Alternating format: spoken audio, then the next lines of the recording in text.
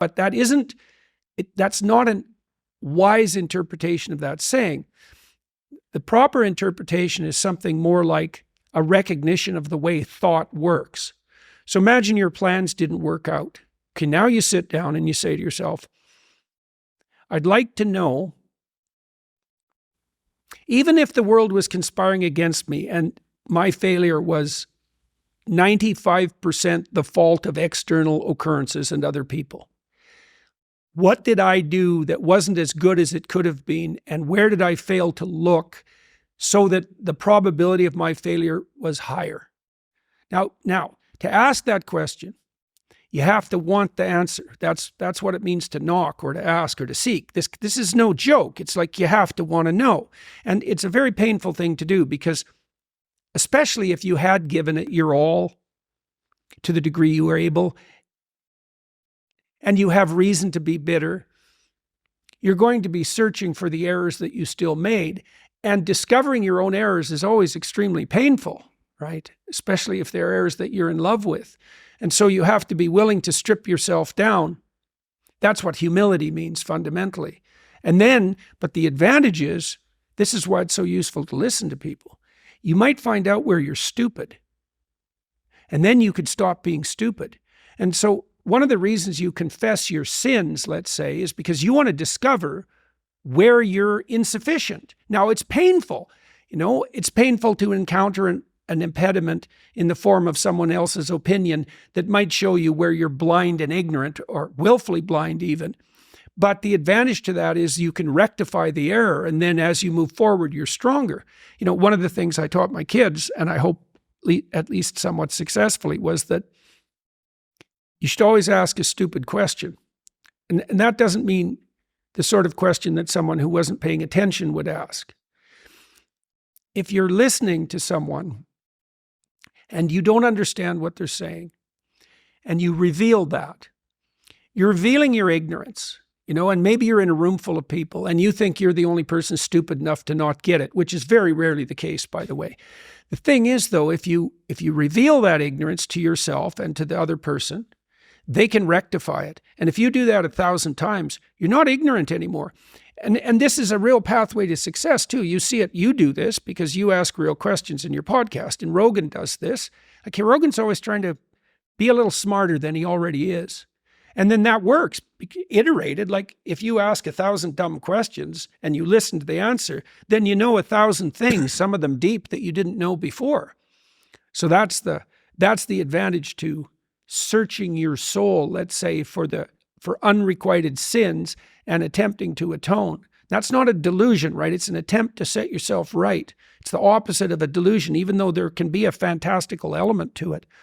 Yeah, the conversation around people who try their best, do as many things right as they could, and yet still fall short because the world is random and unfortunate things happen.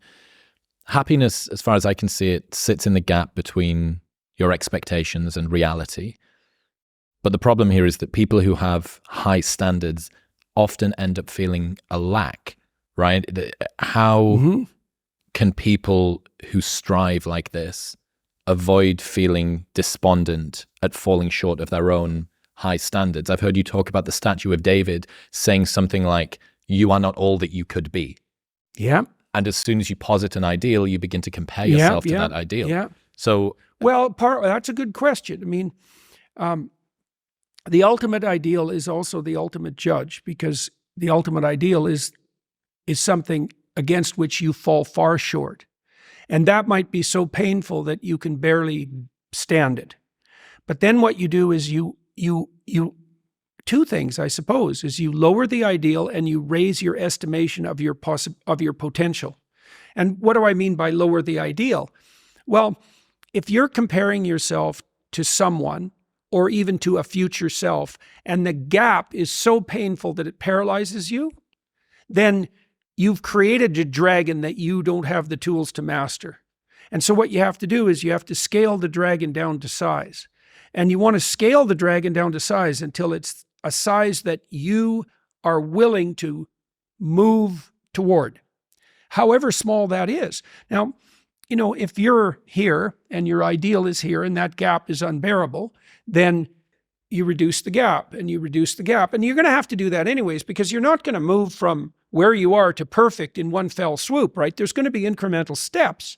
So you have to fill in that hierarchy of progression with a high enough resolution representation so that you can start to move forward. And then you should be buttressed. There's another gospel comment that's very interesting. It has to do, it's called the Matthew principle. And the Matthew principle is, to those who have everything, more will be given, and from those who have nothing, everything will be taken.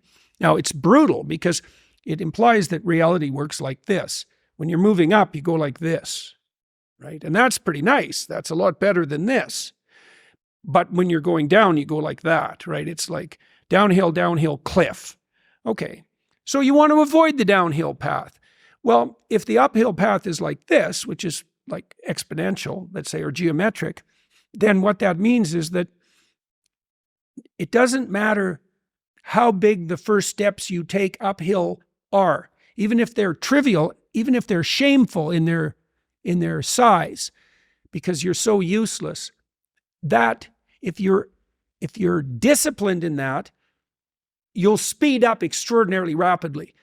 And so that's the good news, you might say, is that you can take very small steps, even ones that might be shameful in their size, and you have to admit that to yourself. But once you get the ball rolling, it doesn't roll in a linear fashion. It rolls in a geometric fashion. And this is a really good thing to know, because it can take the sting out of the realization of your own stupidity. It's like, yeah, you know, everybody has their weak sides, let's say, things they're embarrassed about. When I first started going to the gym, I was like, how old was I? 1985, 23.